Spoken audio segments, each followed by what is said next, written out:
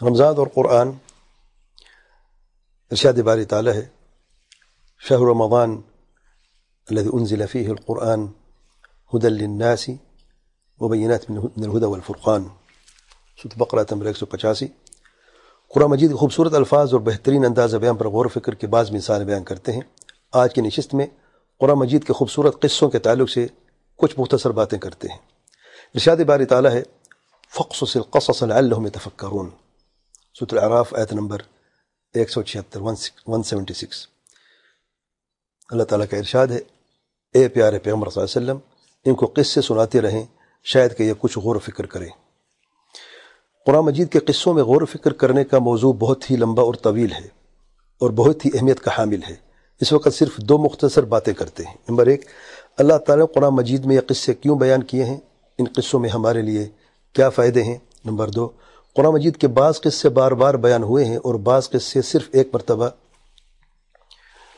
بیان ہوئے ہیں، اس کی کیا حکمت ہے۔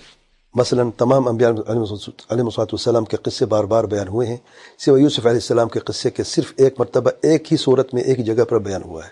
اور اسی طریقے سے گائے کا قصہ ہے، اصحاب الکہف کا قصہ، اور ذوالقرنین کا قصہ، ہاتھی اور چونٹی اور ہدہد کا، یہ سب قصے صرف ایک ایک مرتبہ بیان ہوئے ہیں، اس کی کیا حکمت ہے۔ آج کے درس میں صرف دو چیزوں پر بات کرتے ہیں۔ نمبر ایک، قرآن مجید میں اللہ تعالیٰ نے یہ قصے کیوں بیان کیے ہیں، ان قصوں میں ہمارے لیے کیا فائدے ہیں۔ صرف دو آیتیں ملاحظہ فرمائیں۔ پہلی آیت اللہ تعالیٰ کا ارشاد ہے لَقَدْ كَانَ فِي قَصَصِهِمْ عِبْرَةٌ لِأُولِي الْأَلْبَابِ مَا كَانَ حَدِيثًا يُفْتَرَى وَلَكِنْ تَصْدِيقَ الَّذِي بَيْنَ يَدَيْهِ وَتَفْصِيلَ كُلِّ شَيْءٍ وَهُدًى وَرَحْمَةً لِقَوْمٍ يُؤْمِنُونَ، سورۃ یوسف آیت نمبر 111۔ اور دوسری آیت کریمہ میں اللہ تعالیٰ کا ارشاد ہے فَاقْصُصِ الْقَصَصَ لَعَلَّهُمْ يَتَفَكَّرُونَ، سورۃ الاعراف آیت نمبر 176۔ کیا فائدے ہیں، انہیں آیات کو دیکھ لیتے ہیں۔ نمبر ایک، عبرت حاصل کرنا، عبرتاً لأولی الالباب، کس کے لیے عبرت ہے؟ عقل مندوں کے لیے۔ نمبر دو، تصدیق کرنا، ما کان حدیثا یفترا، کوئی جھوٹ نہیں ہے، سچ ہے اور سچ کی تصدیق کی جاتی ہے۔ نمبر تین، قرآن مجید اور سابقہ کتابوں پر ایمان لانا، ولیکن تصدیق الذی بین یدیہ، تصدیق کس کی؟ جو پہلے کتاب گزر چکی ہیں۔ جبکہ تصدیق اور ایمان عبرت سے پہلے ہونا چاہیے، لیکن جب تصدیق کرنا اور ایمان لانا عقل مندوں کے لیے مسلم اور یقینی بات ہے تو عبرت سے ابتدا کی۔ دیکھیے سب پیارا انداز بیان ہے، کیونکہ یعنی مومن عقل ہمیشہ عقل مند ہوتا ہے ان الباب میں۔ اگر مومن نہیں تو پھر عقل اس کے کام ہی کسی کے نہیں ہے، تو ان الباب ہمیشہ مومن ہو سکتے ہیں۔ اچھا، نمبر چار، شریعت کے مسائل کی تفصیل اور شرع قوانین بیان ہوئے ہیں، ان لیے کہ ہماری شریعت کے جو مخالف ہیں وہ تفصیل کل شیء، سب تفصیل، اس میں کئی شرعی احکام بھی ان قصوں میں موجود ہیں۔ نمبر پانچ، مومنوں کے ہدایت اور رحمت کے پیغامات ہیں۔ اللہ تعالیٰ کا ارشاد ہے وَهُدًى وَرَحْمَةً لِقَوْمٍ يُؤْمِنُونَ۔ نمبر چھ، ان میں غور و فکر کر کے اپنی زندگی کو بدلنے کا آسان و بہترین طریقہ ہے فَاقْصُصِ الْقَصَصَ لَعَلَّهُمْ يَتَفَكَّرُونَ۔ نمبر سات، انبیاء اور مرسلین علیہ السلام اور ان کی اتباع کرنے والے اہل ایمان کے لیے تسلی اور ثابت قدمی ہے۔ نمبر آٹھ، کافر اور اہل ایمان کے دشمنوں کے لیے رسوائی اور سخت وعید ہے۔ انبیاء علیہ السلام کے قصوں کے بعض احکام، فائدے اور اسباق میں پہلے بھی بیان کر چکا ہوں، ایک مرتبہ مراجعہ کر لیں بارک اللہ فیکم۔ جتنے بھی یعنی غالباً اکثر انبیاء کے جو قصے ہیں تدبر قرآن میں بیان ہو چکے ہیں تقریباً، اور میں فوائد بھی بیان کر چکے ہیں الحمدللہ، جو اس میں اہم پیغامات اور اسباق ہیں وہ بھی ہیں۔ تو آپ جتنی قصے الگ الگ ہیں ان میں رمضان میں بہترین موقع ہے، آپ روزانہ اگر تھوڑا سا وقت نکال کے تدبر کا 5-10 منٹ کا یہ درس ہے، باقی جو ہے آپ ادھر سے بھی آپ سن لیں تو انشاءاللہ کافی آپ کو فائدہ ہوگا۔ دوسری بات کہ جو قصے بار بار بیان ہوئے ہیں، اگر آپ ان قصوں پر غور کیا جائے تو ان قصوں کا ہر معاشرے میں بار بار تکرار ہوتا ہے۔ انبیاء علیہ السلام کے قصے جو بار بار بیان ہوئے ہیں، اور ایک قصے سے جو ایک جگہ پہ بیان ہوئے، سیدنا یوسف علیہ السلام کا قصہ، جو باقی انبیاء ہیں، نوح علیہ السلام ہے، اور موسیٰ علیہ السلام ہے، عیسیٰ علیہ السلام ہے، اور دیگر جو انبیاء علیہ السلام ان کے قصے بار بار بیان ہوئے ہیں. اگر غور کریں ان دونوں قصوں پہ، جن قصے میں جو بار بار بیان ہوئے ہیں ان میں ایک یہ پیغام ہے کہ معاشرے میں یہ بار بار تکرار ہوتے رہے ہیں اور تا قیامت ہوتے رہیں گے. شرک و بدعات کا ظہور ہونا اور دعوت توحید اور سنت سے اس کا رد کرنا، یہ معاملہ تا قیامت رہے گا یا نہیں رہے گا؟ یہ رہے گا تا قیامت.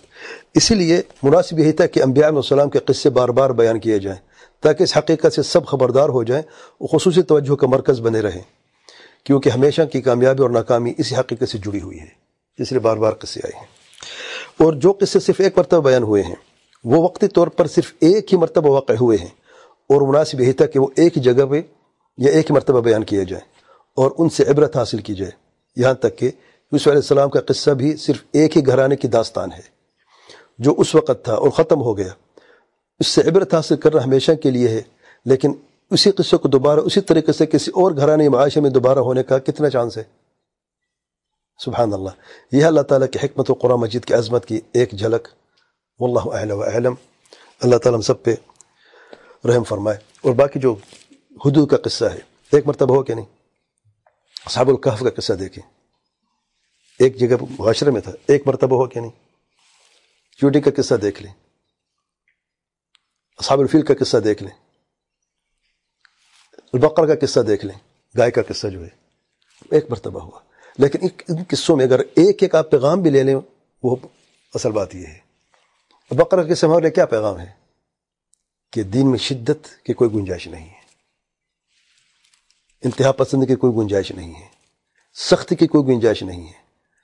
سورہ بقرہ کو اللہ نے حکم دیا کہ ایک گائے ذبح کر لو.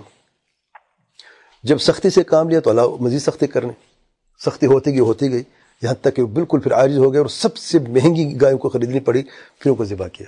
جبکہ معاملہ کتنا تھا کہ کوئی بھی گائے ذبح کر دیتے. تو بہترین اس میں پیغام ہے ہمارے لیے. اصحاب الکہف کے قصے میں دیکھ لیں آپ، جوان ہیں، شرک سے دور ہونا چاہتے ہیں، رب سے دعا کرتے ہیں کہ اس شرک اور اہل شرک سے اللہ تعالیٰ ہمیں بچا، ان کو شر سے محفوظ فرما. اللہ نے ایک غار میں ان کو اللہ تعالیٰ نے یعنی 309 سال اس غار میں رہے. یعنی سبحان اللہ ایسی نیند ان کو آئی کہ اتنی سال تک وہ سوتے رہے، سبحان اللہ، اور ان کے شر سے محفوظ ہو گئے. تو جب بھی کوئی مومن جو ہے اخلاص نیت کے ساتھ کسی شر سے بچنا چاہتا ہے تو اللہ تعالیٰ سے بچاتا ہے. رحمتیں نازل ہوتی ہیں، برکتیں نازل ہوتی ہیں، اور خاص اللہ تعالیٰ کا کرم ہوتا ہے. لیکن جب اللہ کے لیے آپ کرنے کی کوشش کریں گے، جب کہ کوئی بھی آپ کو ذریعہ نظر نہیں آتا. ان کے پاس کیا تھا؟ بڑے سب مخالف تھے، اثر و سخولے سب مخالف تھے. چند جوان ہیں اور پریشان ہیں، لیکن ثابت قدمی ہے، مضبوطی ہے، ایمان مضبوط ہے. سبحان اللہ. اور اس ایمان کی وجہ سے اللہ نے کس طریقے سے ان کو یعنی اس خیر سے نوازا ہے. اسی طریقے سے اگر آپ دیکھیں باقی ان قصوں میں آپ کو میرے پیارے پیغامات ہیں. غرض یہ ہے کہ جو قصہ ایک مرتبہ بیان ہوا ہے اس کی مناسبت یہی تھی، جو بار بار بیان ہوئے ہر معاشرے میں وہ ہونے. تو اس لیے سبحان اللہ قرآن مجید نے اس انداز کو بھی اور اس چیز مد نظر رکھا ہے تاکہ معاشرے میں اس سے فائدہ اٹھایا جائے. واللہ اعلی و اعلم. اللہ تعالیٰ ہم سب کو علم نافع عمل صالح کی توفیق عطا فرمائے، قرآن و سنت کو صحیح سمجھنے اور صلی اللہ علیہ پر چلنے کی توفیق عطا فرمائے، اور ہر وبا فتنے اور شر سے محفوظ فرمائے. آمین رب العالمین. سبحانک اللہم و بحمدک، اشہد ان لا الہ الا انت، استغفرک و اتوب الیک.